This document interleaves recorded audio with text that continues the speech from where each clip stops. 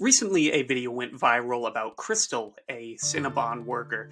Now, the video starts in the middle of an altercation between Crystal and a couple of Somali customers at the Cinnabon in which she works. She goes on kind of a post-civil rights style racist rant, definitely not pre-civil rights, it would have been more extreme. Look, the moral of the story is that she dropped the hard R quite a few times. She calls herself a racist outright, flips them off, and calls them effing evil, and kind of rounds the video out by failing to do a suck it crotch chop. It's just some of the worst form I've ever seen on a crotch chop. Also, very important to note, she does all this inside Cinnabon, behind the counter, in a Cinnabon uniform. So after this goes kind of viral, the most predictable thing in the universe happens. Cinnabon fires Crystal. And this is, remember, Cinnabon's right as a company. If they don't agree with the language that you use, they are under no obligation to keep you hired. Just kind of remember that for later. Now, racists online catch wind of this and make Crystal a Givesendgo page called Stand with Crystal, and here is the description. Meet Crystal, hardworking white mom doing her job at Cinnabon. Two Somali customers decide to make her shift hell with intimidation. Instead of banning the offenders and backing their employee, Cinnabon fires Crystal to keep the nons happy. We're not letting this slide. Funds go to making sure Crystal lands on her feet after this betrayal. No white person should lose their job for refusing to be harassed by Somalians. Incorrect plural of Somali, but... So this campaign has, at the time of recording, made over $100,000. Something funny about Givesendgo that I didn't realize is that you can send prayers in much the same kind of useless to the person manner as real life. You can send, literally thoughts and prayers.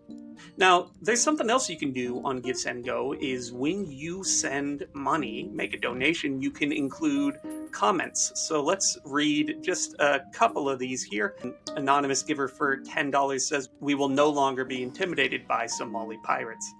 Ricky Crumb for $10 says, "You are a very brave and courageous woman. WP," and remembers the 14 words. And then I can only assume that this is someone, hailing a taxi over on the side here. Anonymous giver for $20 says, "America stands with our brave brothers and sisters. We're done with the forced DEI and every other societal ankle weight dragging us down." Now, I don't know what is DEI about, two customers coming in with their own money and spending it at a location, but whatever. Now, there's another little twist in this story. On the tweet that I saw this morning that made me want to make this video, the top comment is a mugshot of Crystal when she was booked in Erie County, Ohio, for 3 counts of child endangering. I also read another article that said that this is not unusual. The mugshot, probably the racism too, but that's neither here nor there.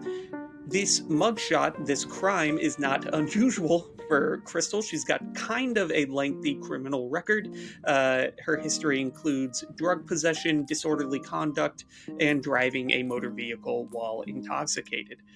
Remember that these people sent $100,000 to a repeat offender of the law.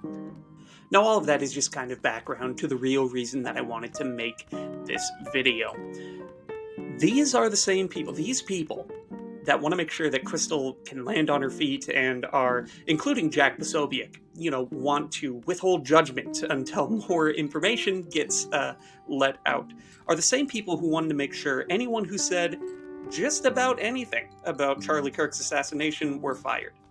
Now, I am on the record as saying that I think a lot of the jokes made after, Charlie Kirk's assassination were in poor taste.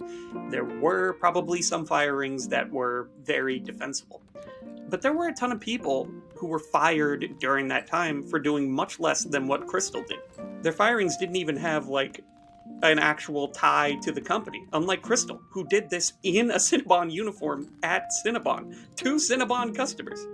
I just wanted to point out that there seems to be a lack of consistency here, and one might only wonder why that is. I'll leave that for you to wonder why.